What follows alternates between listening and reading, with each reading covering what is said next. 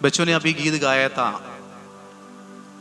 शत्रुओं के सामने, दुश्मनों के सामने, परेशानी के सामने, बीमारियों का बोलो ना, बीमारियों का, हम सब चीज को सामने करने के लिए तैयार हैं। शत्रुओं के सामने, बीमारियों के सामने, कोरोना का सामने, परेशानी के सामने, शैतान के सामने लड़ने के लिए प्रभु ने हमें हिम्मत देते हैं। बाइबल के अंदर ऐसे के व्यक्ति है, प्रभु यीशु मसीह के सेवकाई में कभी दिखाई नहीं दिया। बाइबल के अंदर ऐसे के व्यक्ति हैं, बाकी सबके बारे में, पत्रोस के बारे में, यूहन्ना के बारे में, याकूब के बारे में, यहूदा के बारे में बाइबल भर भर कर लिखा है, पूरा लिख कर रखा है। यीशु मसीह सेवकाई में जाते समय पर साथ में चलते थे, 5 रोटी 5,000 को खिलाया, खुशी खुशी में दुनिया खा लिया, वाह वाह करके चले भी गए। लेकिन ऐसे एक व्यक्ति के बारे में बाइबल बताते हैं, वो व्यक्ति तब दिखाई दिया जब सबसे ज्यादा परेशानी, यीशु मसीह के जीवन में सबसे ज्यादा कठिन समय आया। दुनिया के नजर में सारे लोग छोड़कर भाग गया था, दूर जाकर चुप कर बैठा था। उस समय पर एक व्यक्ति अचानक बाइबल बताता है वो बाहर आ रहा है। उस व्यक्ति क्यों उसी समय पर बाहर आया? विश्वासियों, शादी के टाइम पर आपके घर में काफी मेहमान आते हैं। कई लोग इधर बीमार हुआ है, उनसे भी पूछे, बीमार के टाइम पर कम आते हैं। परेशानी के समय पर आपके घर में लोग कम आते हैं। खुशी के समय पर डीजे बेचते हैं, पूरी दुनिया नाचने के लिए आएंगे, खाना बनाओ रेडी हो जाएंगे। आपके घर में खुशी का माहौल तो पूरा दुनिया हर समय पर साथ में आने के लिए तैयार है।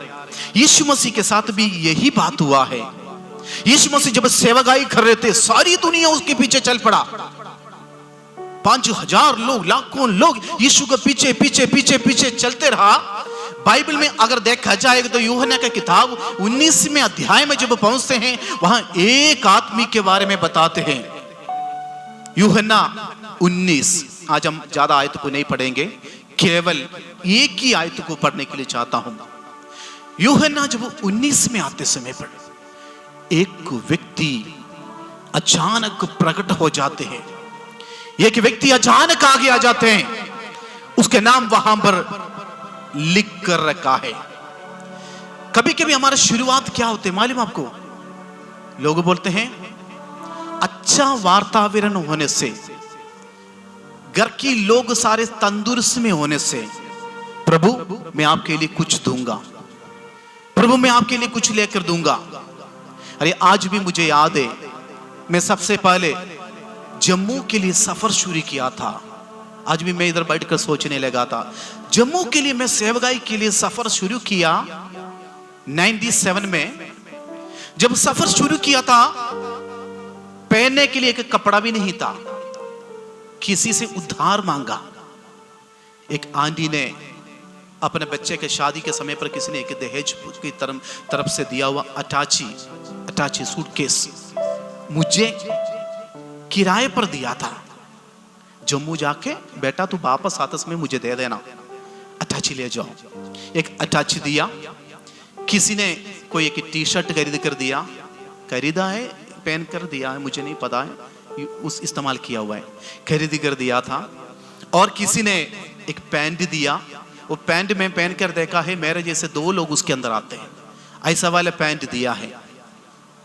पैंट पहनने के बाद रेलवे स्टेशन में आके उतरते समय पर मुझे ऐसा लग रहा है मैं सलवार पहन के आ रहे। हाँ, इधर पकड़ रहे, इधर पकड़ रहे, इधर पकड़ रहे, बारी बारी से चलना भी है ना। मालूम नहीं था किस तरह का कपड़ा पहन कर जम्मू में जाना है। जम्मू में आने के बाद सीखा है सही ढंग से कपड़ा पहनने के लिए भी, नहीं तो आप देख लेना था किस तरह का कपड़ा पहन के हम घूमते थे, मालूम नहीं था कुछ भी। अरे ऐसे जगह में पैदा हुआ, किसान के घर में, एक दिन का सुबह का अगर काम कर कर पैसा बाप लेकर आया तो उसी दिन खाना खाएगा, नहीं तो कुछ भी नहीं था। कपड़ा पहनना कभी सीखा नहीं है। मेरे जिंदगी में 10वीं क्लास में चप्पल नहीं और शर्ट नहीं होने की वजह से फोटो लेने के लिए मैं नहीं गया। मेरे दोस्तों ने सारे पूछा तू क्यों नहीं आया? अरे फेयरवेल पार्टी चल रहे हैं, बच्चा सारे इकट्ठा हो गया, 10वीं क्लास का पढ़ाई खत्म किया, पार्टी शुरू हो गए।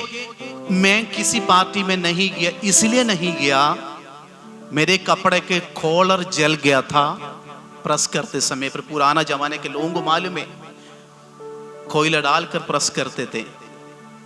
कभी कभी हम क्या करते मालूम आपको, स्कूल में जाने के लिए टिफिन बॉक्स में गरम गरम खाना डालते, वही टिफिन बॉक्स रखकर कपड़ा प्रेस करते थे, वही पहनकर जाते थे। अभी के बच्चों को इसके बारे में मालूम नहीं। कॉलर नहीं होने के वजह से, चप्पल नहीं होने के वजह से मेरे चप्पल कभी कभी मुझे देखकर हंसते थे। सेफ्टी पिन चप्पल के नीचे से लगा कर रखते थे, जब टूट जाते समय पर नीचे से लगा कर रखते थे। चप्पल नहीं होने की वजह से स्कूल नहीं गया। फेयरवेल पार्टी में आधा रास्ते से वापस आते, पैदल कितना दूर जाओ, शर्म आते थे, कपड़ा नहीं था, कुछ भी नहीं था। मैं बोलने का मतलब क्या है, अभी हमारे पास सब कुछ है, सुविधा है, सब कुछ है। हमारे बच्चों को मालूम नहीं है माँ बाप कैसे जिया है। कभी कभी उन्हें पूछना भी जरूरी है। कभी कभी खेती से जब बाप आते हैं उसके हाथ पैर में कभी एक बार देखो तो सही कितना मिट्टी लगा हुआ है, क्यों लगा हुआ है। माँ बाप काम करके आते समय पर उनके पास बैठो, देखो ना पसीना का बदबू सुन देख कर आप भाग जाते हैं, दूर जाकर बैठते। अरे पापा पास में आकर ना बैठे, पसीना है। पापा पास में आकर ना बैठे, जुराबा स्मेल करते बोल के पिता को भी बच्चा दूर बिठा कर रखते हैं कभी कभी। इसलिए बेटा बेटी आपके लिए उन्होंने मेहनत किया है, आपके लिए कष्ट उठाया। मैं ये बात को यहां बोलने आ रहे थे, ऐसे मुसीबत कष्ट दुख का टाइम पर मैंने भी जम्मू की ओर सफर किया है। यहां पर आए कई दिनों, मैं पहली बार जब जम्मू का चर्च में गए, सतवारी में चर्च में, पास्टर जॉर्ज गुट्टी के चर्च में गए, लोग पूछने लगा है ये लड़का कहां से आया। उनसे पूछा क्यों, लोग पूछा मालूम आपको, फटा हुआ कपड़ा, सलवार जिससे वाला पैंट। किसी ने बोला कि बेल्ट तो पहनो कम से कम, ये क्या पहन कर आया हुआ है। मुझे याद है वो अंकल अभी भी गंग्याल में कुंजवानी के अंदर रहते हैं, कुरियाकोस अंकल मेरे को बोला है बेटा ये क्या पहन कर आया हुआ है, लंबा शर्ट, कल तो देखो क्या क्या पहन कर आया हुआ है आपने। ऐसे नहीं, कपड़ा तो ठीक से पहने। उन्होंने समझाया, हमने समझ लिया है। हम सब कुछ अमीर बनकर, बड़ी हाई फाई बनकर नहीं आया।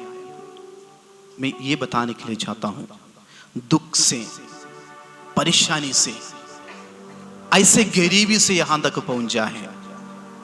आज हम अंदर सुविधा से बैठते हैं, सोचते हैं पता नहीं पास्टर जी के पास क्या है क्या नहीं है। आपको क्लियर बताने के लिए चाहता हूं, कुछ भी नहीं है। ये जो कुछ है खुदा ने दिया है, परमेश्वर का दान है। Hallelujah, hallelujah. हम ये दुनिया का चीजों के ऊपर देखकर कभी घमंड नहीं करना। यूहन्ना 19 में लिखा है, यीशु मसीह को क्रूस पर चढ़ाया गया। मैं मेरे सब्जेक्ट की ओर आ रहे हैं। यीशु मसीह को क्रूस पर चढ़ाया गया। दूर खड़े होकर मरियम देख के रहे यीशु मसीह को। जब मरियम यीशु मसीह को देख के रहा था, मरियम को एक बात याद आया, प्रभु आपने मेरे कोख में ये बेटा दिया था, सही में। अरे मैंने इसको लेकर जब चर्च में गए थे, शिमयोन नाम का एक व्यक्ति ने इस बेटे को हाथ में लेने के बाद स्वर्ग की ओर देखकर कहा, शिमयोन ने कहा है अरे इस बेटे का दिल के अंदर से तलवार जाएगा। खड़े होकर इस माँ ने यीशु मसीह की ओर देखकर सोचने लगा है, कई साल पहले एक भविष्यवाणी हुआ था, मेरे बेटे के छाती आर पार होकर एक तलवार जाएगा, भविष्यवाणी किया था। उस माँ को वो बात याद है। वो अंदर लेकर कई टाइम पर रो रहे थे। जब यीशु मसीह बड़ा होते समय पर मरियम यीशु मसीह के साथ साथ चलते रहा, देखते रहा, हाथ बड़ा हो रहे या पैर बड़ा हो रहे, कंधा कितना हो गया, कितना बड़ा हो रहे, हर एक समय पर नजर रखते रहा। 30 साल की उम्र के बाद यीशु मसीह के जब क्रूस के ऊपर चढ़ाया गया था, वो मरियम क्रूस के नीचे खड़े रहा है। एक और मरियम उसके साथ खड़े थे, मगदली, जिसको खुदा ने पाप से छुटा कर लेकर आए थे। जब यीशु मसीह क्रूस के ऊपर था, थोड़ी देर के बाद देश में अंधेरे छा गया।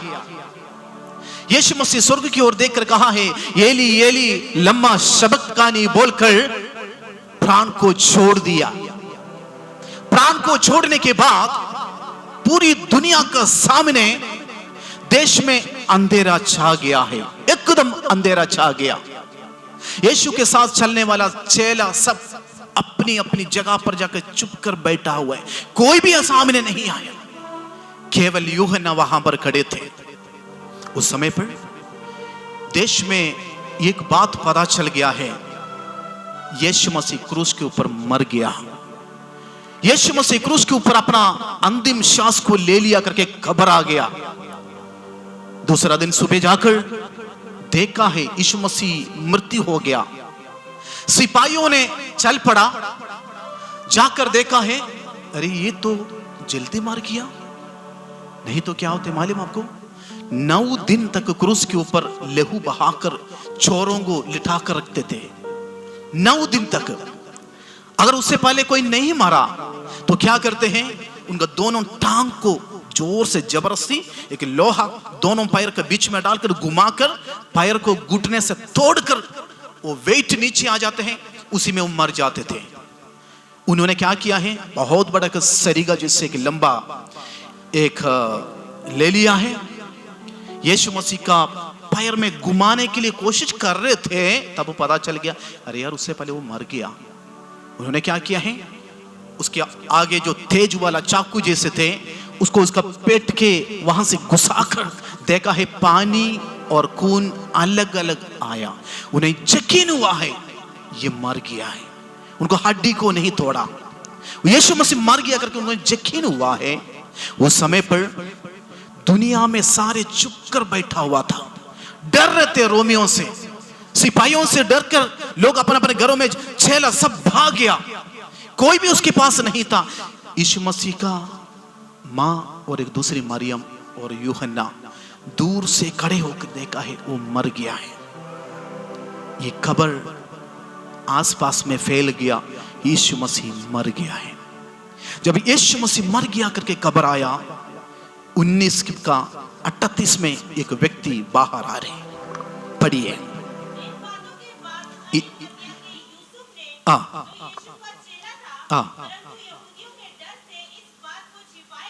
हाँ जी,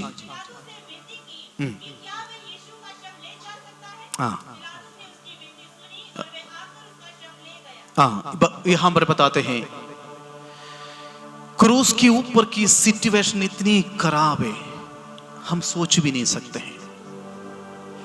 जहां देखो खून की स्मेल, ऐसे लगते हैं कोई मीट वाला शॉप में आया। पहाड़ के ऊपर क्रूस के ऊपर यीशु मसीह टांगा गया है। अभी यीशु मसीह के हाथ साइलेंट है, यीशु का मुंह साइलेंट है, यीशु का पैर साइलेंट हो गया, निश्चल हो गया है, डट घोषित कर दिया गया। उस समय पर एक व्यक्ति बाहर आकर पिलातुस के पास जाकर, अरिमत्या जोसेफ नाम का एक व्यक्ति पिलातुस के पास जाकर पिलातुस से बोल रहे हैं, यीशु मसीह का शरीर मुझे दे, मुझे दे यीशु मसीह का शरीर, मैं ले जाना चाहता हूं, मैं लेकर जाना चाहता हूं, मुझे वो शरीर दे। अरे अरिमत्या जोसेफ, आपसे एक सवाल पूछना चाहता हूं, यीशु मसीह जब जिंदा था आप क्यों नहीं मांगा? यीशु मसीह जब अद्भुत काम कर रहे थे तब यीशु मसीह का क्यों नहीं मांगा आप? अभी मर गया आप क्यों मांग रहे? यूसुफ ने एक बात को समझा है। यूसुफ ने क्या किया मालूम आपको? यीशु का शरीर को क्रूस से ऊपर से नीचे उतारा, शरीर को साफ किया, कपड़े में लिपेटा। यीशु मसीह के मां मरियम वहां बैठकर पूरी काम को करने के लिए मदद किया। उसके बाद सारी दुनिया चुप कर बैठा हुआ है, माहौल बहुत डर का है, कोई इंसान बाहर आने का नाम तक नहीं ले रहे। कोरोना में बाहर आने से क्या हालत होते थे हमारा, बोलिए ना, बोलिए ना। लोग बोलते हैं हाँ जी, एक विश्वासी के घर में आटा चावल नहीं, आप जा सकते हैं? पास्टर जी माफ कर देना, आप भी नहीं जा सकते, माहौल ठीक होने तो फिर मैं जाऊंगा। और उनके पास कपड़ा नहीं है, आप जाकर दे सकते हो? नहीं पास्टर जी, माहौल ठीक होने तो फिर मैं, बोलिए ना, माहौल ठीक, सिचुएशन ठीक होने के लिए मैं और आप इंतजार करते हैं। अरिमत्या जोसेफ वो व्यक्ति है, जब सिचुएशन खराब था तब यीशु के लिए बाहर आया। आमीन। मेरी बात को आपको समझ में आ गया? जब सिचुएशन ठीक नहीं था उस समय पर खुदा के लिए वो बाहर आ गया। उसको एक बात पता चल गया। कौन सी बात है मालूम आपको?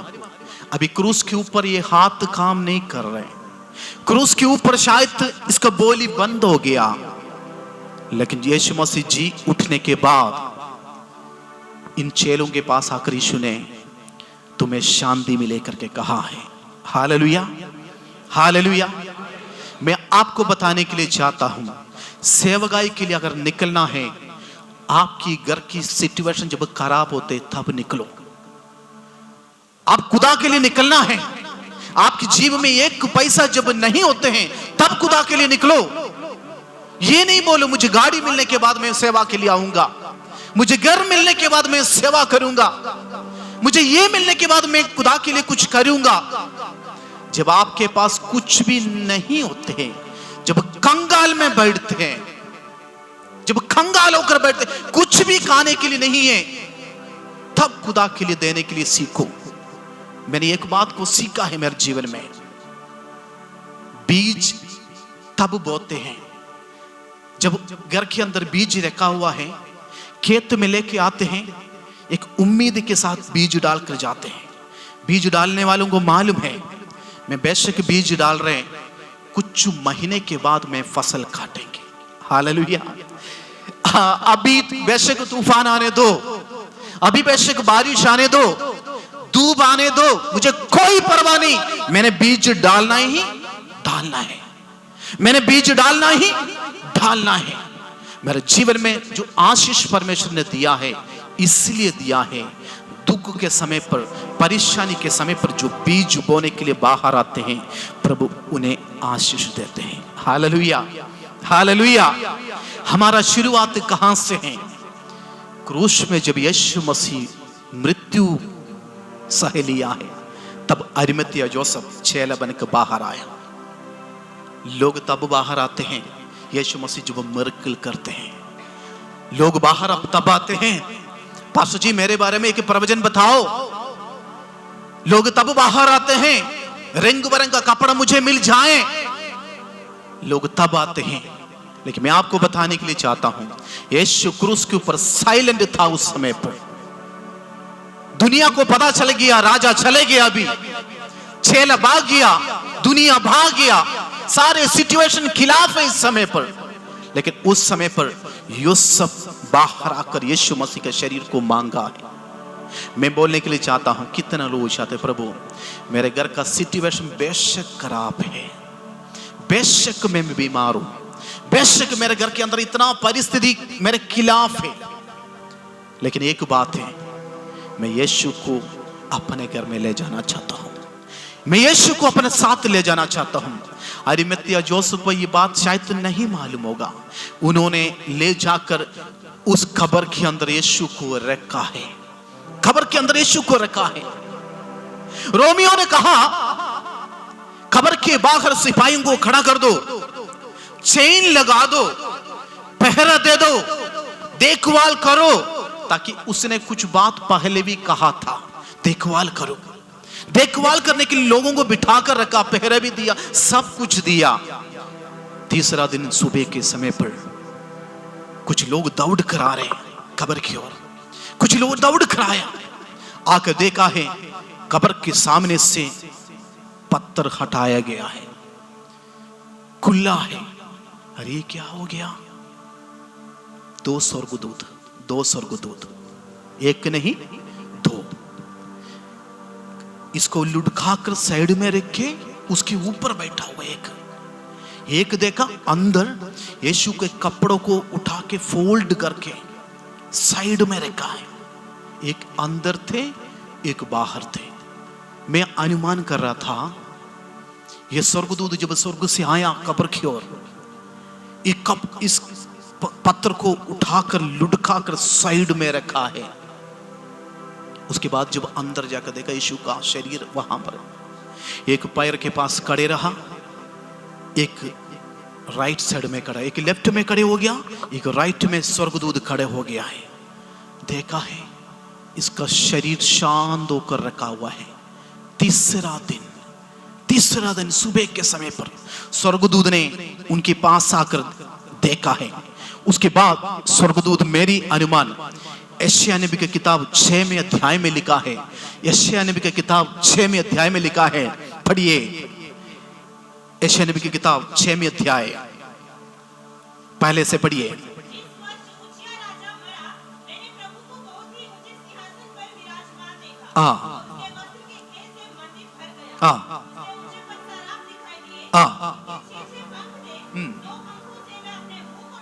हाँ जी,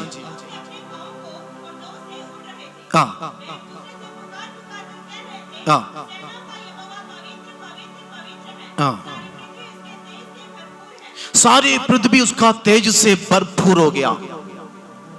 मैं एक कब्रिस्तान का पिक्चर आपको दे रहे हैं, इधर देखिए। अरिमत्या जोसेफ अपने फैमिली के लिए बनाया हुआ कब्रिस्तान यीशु मसीह को दिया। तीसरा दिन दो स्वर्गदूत स्वर्ग से उतर कर आकर नीचे कब्र के अंदर आकर यीशु मसीह का शरीर के पास आकर एक लेफ्ट एंड राइट खड़े होकर देखा है सेनाओं का यहोवा परमेश्वर इस छोटी सी कब्र के अंदर लेटा था। उन्हीं को देखकर उसने अपने पैर को उठाकर, पंख को उठाकर, हाथों को उठाकर उन्होंने बोलने लगा है, ये सेनाओं का यहोवा जो पवित्र है, जो सेनाओं का यहोवा जो पवित्र है, यहां आपकी स्थान नहीं है। जब आराधना करना शुरू कर दिया, यीशु मसीह का शरीर में दोबारा जान आ गया है, यीशु मसीह का शरीर जीवित हो गया है। वहां जब आराधना चलते समय पर यीशु मसीह जीवित हो गया है। अभी कॉल करो अरिमत्या जोसेफ को, यूसुफ इधर आओ, आपने एक कब्र, आपने यीशु की शरीर को रखने के लिए अपना घर की खुद की कब्र आपने इनको दिया। हाँ जी, आ जाकर देखो क्या देखना है। आपकी कब्रस्तान आज आराधना का स्थान बन गया है। हालेलुया। आपकी कब्रस्तान आज आराधना का स्थान बन गया, ताकि स्वर्गदूत उस कब्रस्तान में आ गया है। ये कैसे हुआ? ये कैसे हुआ है? ऐसे कि व्यक्ति यीशु मसीह का क्रूस के समय पर, यीशु मसीह का क्रूसीकरण का समय पर उनकी शरीर को मांग कर अपने कब्र में रखा है। उस जगह को यीशु मसीह ने एक आराधना के स्थान बना कर रख दिया है। पूरी दुनिया में ऐसे कौन सी आराधना का स्थान बन गया है, आज तक नहीं सुना है। अरिमत्या जोसेफ, आपको नहीं मालूम होगा, लेकिन स्वर्ग में आपके लिए एक प्लान खुदा ने रखा था। उसके बाद इस किताब के अंदर इस अरिमत्या जोसेफ का नाम लिख कर रखा है। इसीलिए लिख कर रखा है, यीशु मसीह का सबसे ज्यादा कठिन समय पर एक व्यक्ति यीशु मसीह का चेला बनकर बाहर आते हैं। हालेलुया। मुझे मालूम है दिल्ली में एक पास्टर, मैंने उनके घर में रहा कई साल पहले। दिल्ली में एक पास्टर सेवकाई के समय पर अपने बच्चों को लेकर भूखा रहा। अनेक लोग भूखा रहते हैं। मेरे को भी अभी भी याद है, कुछ साल पहले की बात है, 80 के बाद की बात है। ये जो बीजीपुर का जो संदीप सर और उनका वाइफ नया नया शादी कर कर आए हैं, एक घर में किराए पर रहते थे। दोपहर के समय पर जब भी मैं वहाँ जाते, वो दीदी यहाँ पर बैठा हुआ है, और रिम्बी दीदी पीछे बैठे हैं, वो जब भी मैं उनके घर में जाते वो चटनी कूट कर, चटनी उसका फेमस थे। जब भी खाना बनाते हैं अपनी नौकरानी को बोलते चटनी कूटने के लिए बोलते हैं। मैं कभी कई बार उनकी घर के बाहर इंतजार किया, ये दीदी देखो चटनी कूट के खाना खाते हैं, इतना अच्छा लगते हैं। ऐसे एक टाइम हमारे जीवन में भी था। एक टाइम का खाने के लिए मैं कई बार पास्टर जी के या संदीप सर के घर गए थे, प्रदीप सर का घर गया था, एक टाइम का खाने के लिए। मुश्किल का समय पर जो साथ दिया है, परमेश्वर ने उन्हें आशीष दिया है। कठिन समय पर जो साथ देते प्रभु ने उनका स्थिति को बदलते हैं। पुराने लोगों को मालूम है, लेकिन नया लोग इतना मालूम नहीं होगा। ये सब सोचते हैं अचानक कोई मिरेकल हो जाए। आजकल लोग पंजाब की ओर भाग रहे, सॉरी ये बोलना मुझे मजबूर हो रहे। आजकल भविष्य जानने के लिए लोग भाग रहे। किधर भाग रहे भाइयों? कहां जा रहे हो आप सोचते एक पास्टर सिर पर हाथ रखकर जल्दी बोले मेरे बच्चा अमेरिका जाएंगे, मेरे बच्चा इधर जाएंगे, मेरे बच्चा उधर जाएंगे। आप कष्ट उठाने के लिए तैयार नहीं है। आप कष्ट उठाने के लिए आपको रेडीमेड चाहिए सब कुछ। अगर रेडीमेड चाहिए तो जोमेटो में ऑर्डर करो, वो रेडीमेड लेकर आएंगे। ऑर्डर करो, होटल से लेकर आएंगे। कष्ट उठाने के लिए आप तैयार नहीं हैं। जब एक बार कष्ट उठाकर देखो, परमेश्वर आपकी कब्रिस्तान को आराधना का स्थान बना देंगे। हालेलुया। जब कभी हम इधर से उधर जाते समय पर, मैं पिछले दिन में गाड़ी में जा रहे थे, हमारे भाइयों को दिखा रहे थे, भाई साहब देखो लेफ्ट में देखो 3 मंजिल के एक बहुत बड़ा बिल्डिंग दिखाई दे रहा है। ये किसका है मालूम है? बच्चों को मैंने दिखाया। अरे उस व्यक्ति का है जिसने कई साल पहले इधर आकर कष्ट उठाया। आमीन। कभी कभी हमारे विश्वासियों को घर दिखाकर मैं बोलते हैं वो उनका घर है कि उन्होंने कष्ट उठाया परमेश्वर के लिए। हम कष्ट उठाने का बिना, दर्द का बिना रेडीमेड के लिए हम इंतजार करते हैं। रेडीमेड के लिए हम इंतजार करते हैं। आमोद भाई का मिसेस यहाँ पर है, उनसे पूछे, वो बताएंगे। मुझे अभी भी याद है कष्ट कैसे उठाया उन्होंने गांव में जाकर बैठकर। कुछ लोग यहाँ पर पीछे बैठे हैं, अंकल से पूछे कष्ट कैसे उठाते हैं। रवि भाई से पूछिए अपने बहन की, छोटी बहन की डेथ के समय पर कष्ट कैसे उठाया। ये जीवन में मुश्किलें समय आते हैं, लेकिन अरिमतिया जोसेफ ने क्या किया है? मुश्किल समय पर यीशु मसीह का शरीर को खुद लेकर अपने घर में गया है। कौन चाहते हैं? मैं जो उसके बारे में बोल रहे थे, दिल्ली में एक पास्टर जी था, लोटस टेंपल के सामने उन्होंने एक छोटा सा किराए पर एक मकान लिया। अरे मैं देखा है उनके घर में पानी नहीं था, पानी सिर्फ पर दूर से पानी लेकर आया, दूर से पानी लेकर आया। बच्चों को बैठा और बेटी, छोटी सी नन्ही मुन्नी बच्चे थे, बिल्कुल कम उम्र के थे। मुझे अभी भी याद है उस बच्चों को इतना दुख में पाला है, इतना दुख में पाला है। कभी कभी एक बिस्किट निकालकर पानी में डुबाकर उसको खिलाते थे बच्चों को। कष्ट उठाया। अरे एक दिन रात को उनके पास खाने के लिए कुछ भी नहीं था। मैं इससे पहले भी इस चर्च में बताया इस कहानी। उन्होंने मैंगो फ्रूटी मांगा पापा से। पापा ने बोला बच्चा सो जाओ, परमेश्वर कहीं ना कहीं बंदोबस्त करेंगे। बच्चों को सुलाया। रात के समय पर 10 बज गया। बच्चा दोबारा जाकर उठा, बोलने लगा पापा मुझे मैंगो का फ्रूटी लेकर दे। उस पिता ने खुदा के सामने घुटने टेककर परमेश्वर से कहा, प्रभु मैं तेरे सेवक हूं, मैं तेरे सेवा के लिए आया। आज मेरे बच्चा एक मैंगो फ्रूटी, उस समय पर 3 रुपए का था या 2 रुपए का था। अरे उसको लेकर उसको देने के लिए मेरे पास नहीं है प्रभु, मैं क्या करूं? कमरे में जाकर बैठकर रोया। पति पत्नी उस बेटी के लिए एक 2 रुपये का एक फ्रूटी लेकर देने के लिए उसके पास नहीं था। अंदर जाकर बैठकर रोया। थोड़ी देर के बाद में उस बच्चा इतना जोर जोर से रोने लगा, उसकी आवाज साइलेंट करवाने के लिए बेटी को उठाकर कंधे पर रखा, घर की ओर बाहर निकल गया, रोड की ओर पैदल गए, बच्चे को कंधे पर रखकर। थोड़ी दूर के बाद एक मोड़ पर पहुंचा। अचानक एक दुकान खुले थे, आधा शटर खुला था। वो दुकान वालों ने आकर पूछने लगा, भाई साहब आप लेट क्यों हुआ? पूछा क्यों, क्या हुआ? अरे यार ये लो लिफाफा निकाल के उसके हाथ में दिया। पूछा क्या है? मुझे नहीं पता है, कुछ फ्रूटी। एक इंसान इधर से गए थे 8 बजे, उन्होंने कुछ फ्रूटी खरीद कर दुकान वाले के हाथ में दिया। बोला है एक व्यक्ति आएंगे बच्चों को लेकर, उसको तू दे देना। उन्होंने पूछा ये कौन है? कौन गया? कौन मेरे लिए दुकान की अंदर फ्रूटी खरीद कर रखे, एक बच्चे लेकर आएंगे उसको देने के लिए कौन बोल कर गया? उस व्यक्ति ने बोला है, अरे मैं 8 बजे मेरे बच्चे जब रोते समय पर मैंने कमरे के अंदर बैठकर घुटने में बैठकर प्रार्थना किया, परमेश्वर ने कोई ना कोई एक व्यक्ति को उस दुकान में भेजा था। उस बच्चे के लिए फ्रूटी खरीद कर उस दुकान में रखकर चले गए। इस परिवार जाके उसको लेकर उस बेटी को पिलाया। मैं बोलने का मतलब क्या है, जब हम मुसीबत में, दुख में, परेशानी में होते हैं, जब परमेश्वर के सामने घुटना टेकर प्रार्थना करते हैं, प्रभु हमारा आंसू को पार होकर नहीं जाएगा, हमारा आंसू को परमेश्वर जरूर देखते हैं। आमीन। इसलिए उस सेवक उस बच्चे को पाला पोषा, बड़ी होगी, नर्स बन गई। मैं पहले भी बताया था, उस बेटी अभी अमेरिका में रह रहे। उन्होंने ये बात को देखा है, मेरा पिता ने जब दुख उठाया, मेरे परिवार ने खुदा के लिए दुख उठाया, परमेश्वर ने मुझे आशीष में बदल कर रखा है। हालेलुया।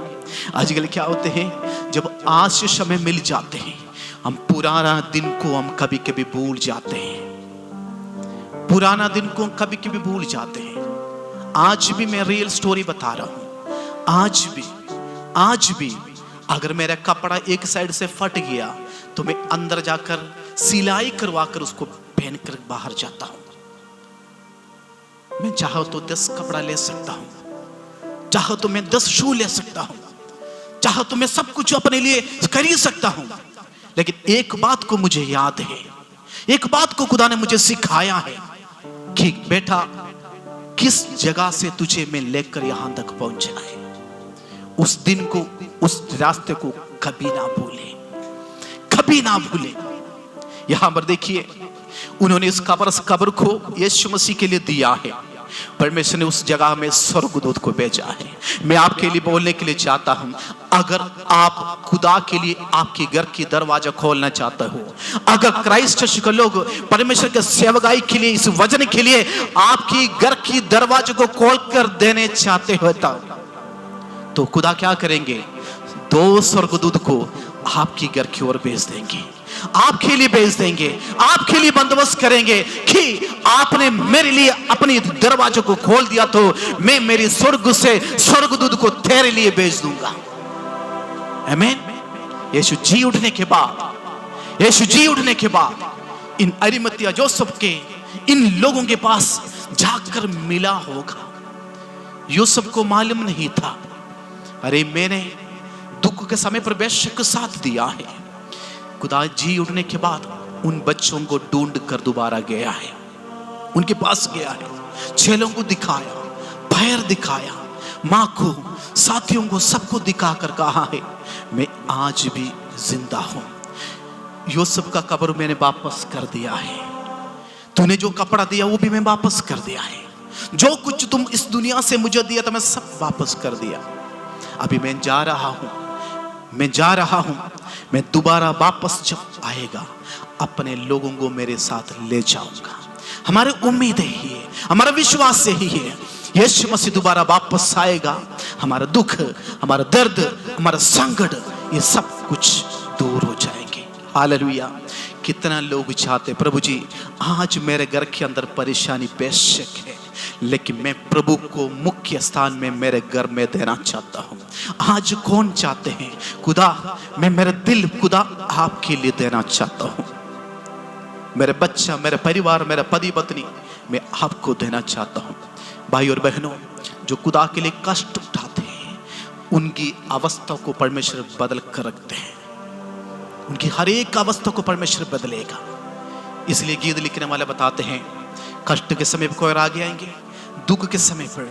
एक गीत को हम अभी गाने के लिए जा रहे हैं, विश्वास के साथ इस गीत को गाए। मेरे जीवन में परेशानी आए, दुख आए, मुसीबत आए, दर्द आए, बीमारी आए, तो भी प्रभु जी मैं आपके लिए इन गीत को गाऊंगा। मैं निराश होकर नहीं गाऊंगा, मैं परेशान होकर नहीं गाऊंगा। मेरे जीवन में कितना तकलीफ आया, मेरा पिता चले गया, मेरा माँ चले गया, मेरे बहन चले गए, कोरोना में कितने लोग हमारे बीच में से चले गए। उस बात को सोच के मैं दुख होकर नहीं गाऊंगा, मैं गाऊंगा वो स्वर्गदूतों के साथ मिलकर। मैं गाऊंगा उस अच्छा दिन को देखकर। मैं गाऊंगा मेरे यीशु मसीह मुझसे वायदा किया मैं तुम्हें वापस आकर अपने पास ले जाऊंगा। आइए कोयर के साथ मिलकर जब इस गीत को गाते हैं हम अपना आप को खुदा के सामने समर्पण करें। प्रभु जी मैं इसलिए इस गीत को गाते हैं, अरिमत्या जोसेफ का उस कब्रिस्तान को तूने एक आराधना का स्थान बनाया। मेरे घर कभी कभी के कब्रिस्तान का समान है प्रभु जी। मेरे परिवार में आपस में बोलचाल नहीं है प्रभु जी। माँ अलग बैठते हैं, बेटी अलग बैठते हैं, बेटा अलग बैठते हैं, पिता से दूर होकर बच्चा चल रहा है। लेकिन प्रभु इस कब्र का स्थान को एक आराधना का स्थान बना दीजिए, एक कब्र का जगह को एक विशेष स्थान बना दीजिए, एक खुदा की महिमा उतरने वाला स्थान बना दीजिए। कभी कभी कब्र बंद कर रखते हैं, कभी कभी कब्र का सामने बहुत बड़ा पत्थर लुढ़का कर रखते हैं। आपके लिए एक संदेश है, आपके घर का सामने का जो कब्र है, आपके घर का सामने का जो पत्थर है, उसको लुढ़काने के लिए दो स्वर्गदूत स्वर्ग से उतर कर आने वाला है। इन दिनों में आपकी परेशानी को आपसे दूर करने के लिए स्वर्गदूत आपके लिए आज स्वर्ग में तैयार हो गया है। आपके लिए एक नया रास्ता खुदा खोलने के लिए तैयार हो रहा है।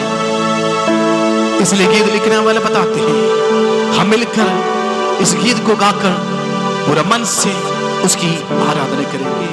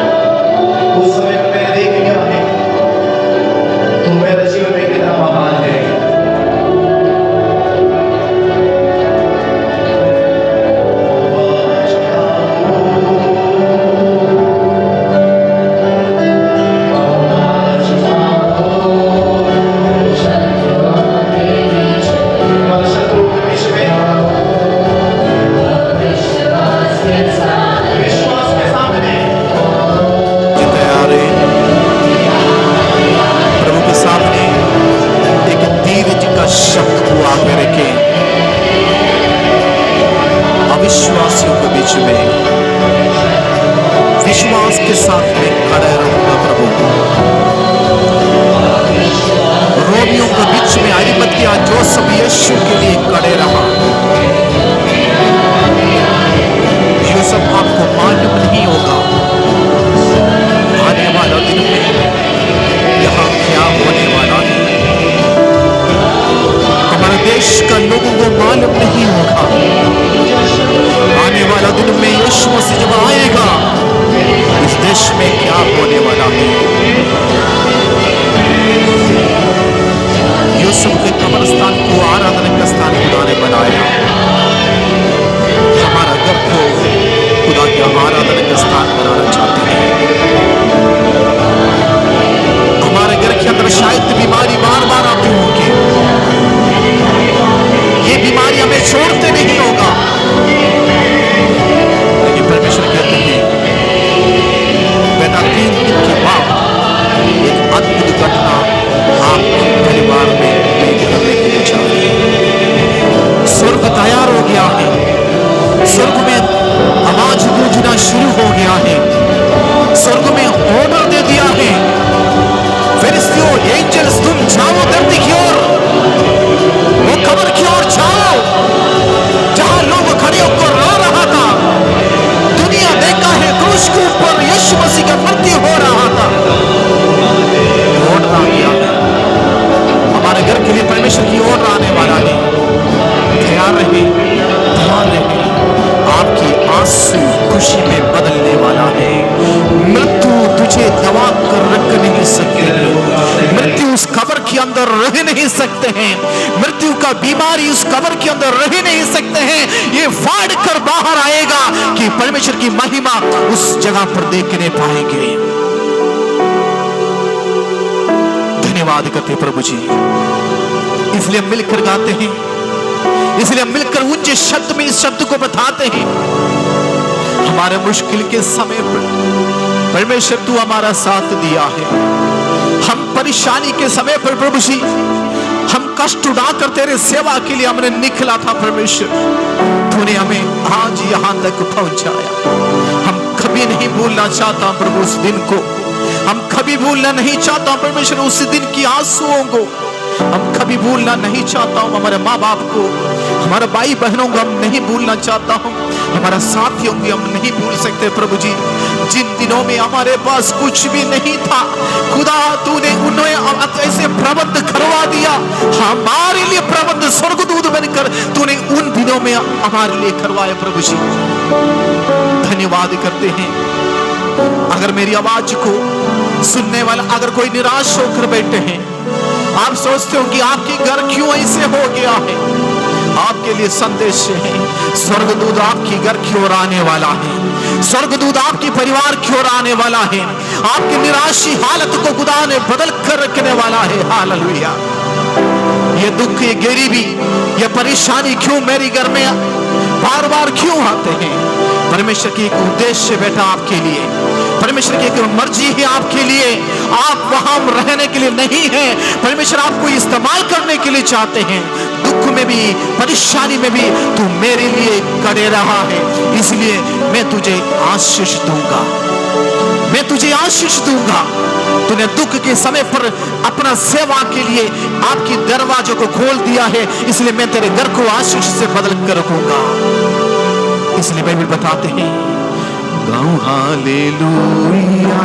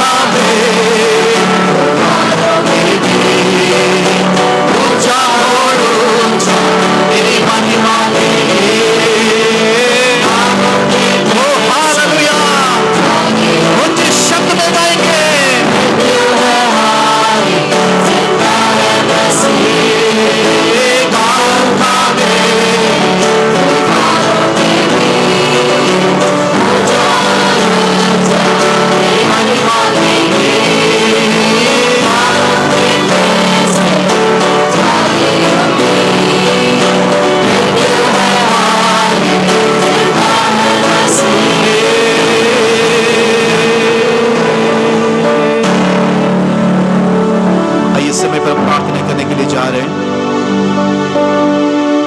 आपसे अनुरोध है, जितने लोग इस चर्च के अंदर बैठा है, हम परमेश्वर से प्रार्थना करने के लिए जा रहे हैं।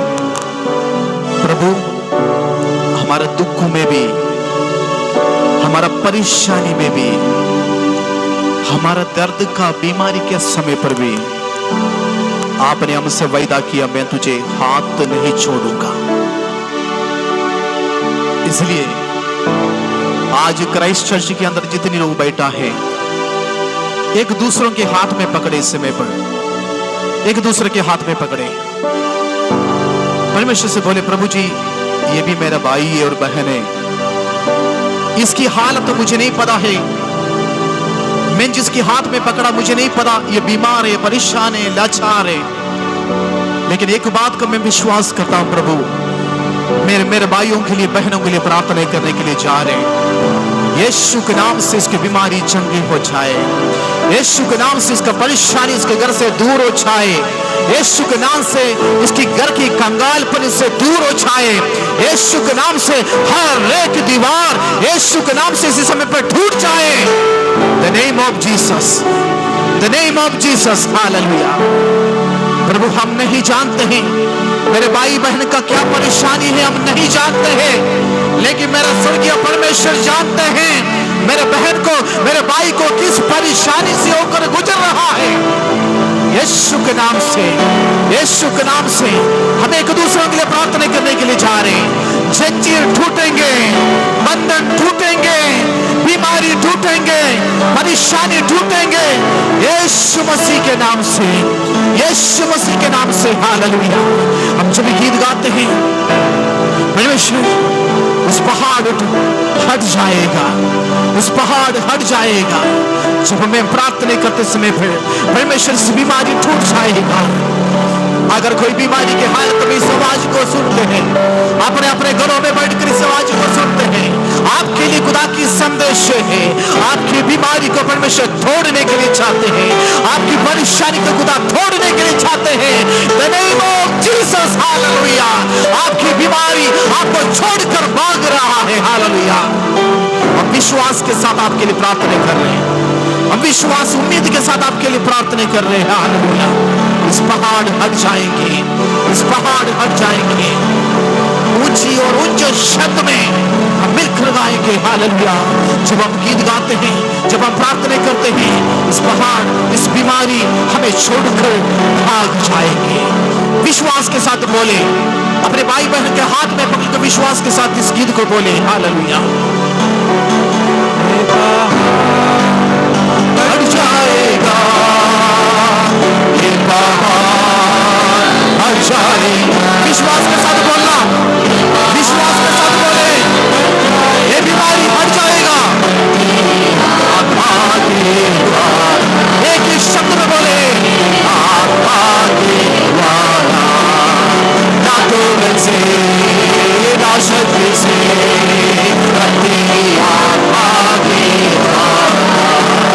ना तो बल से ना शक्ति से, तेरी आत्मा की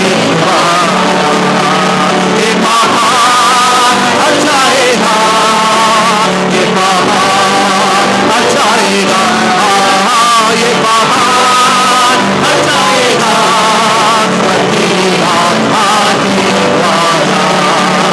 तेरी आत्मा की ये बीमारी हट जाएगा, ये पहाड़ हट जाएगा। ये बीमारी, ये परेशानी, ये दुख, ये पहाड़ हट जाएगा।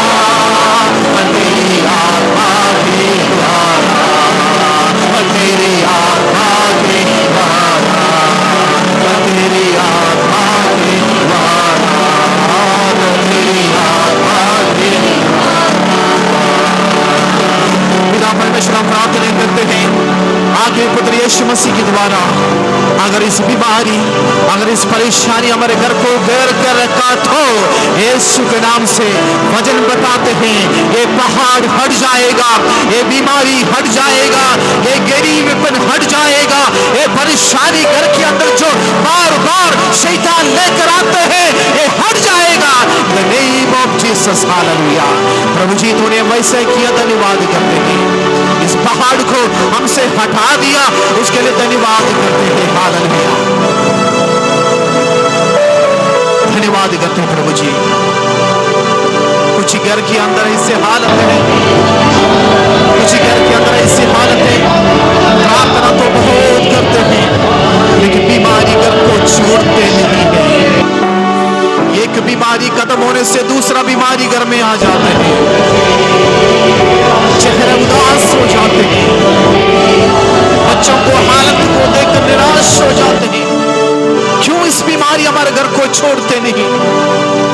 वचन बताते हैं तेरा बीमारी, इस पहाड़, तेरा परेशानी, इस पहाड़ केवल यीशु मसीह के नाम से ही हटेगा, हालेलुया। केवल यीशु मसीह के नाम से ही हटाएगा, हालेलुया। ये ना तो शक्ति से है, ना तो सामर्थ है, मेरी आत्मा की सामर्थ से तेरे घर की अंदर की दीवार, बीमारी, परेशानी, सब बीमारी यीशु के नाम से टूट जाएगा, हालेलुया। धन्यवाद करते परमेश्वर, तेरे वायदा के लिए धन्यवाद करते हैं, तेरी आशीषों के लिए धन्यवाद करते हैं। तूने हमसे बात किया, धन्यवाद। यीशु मसीह के नाम से मांगता हूं।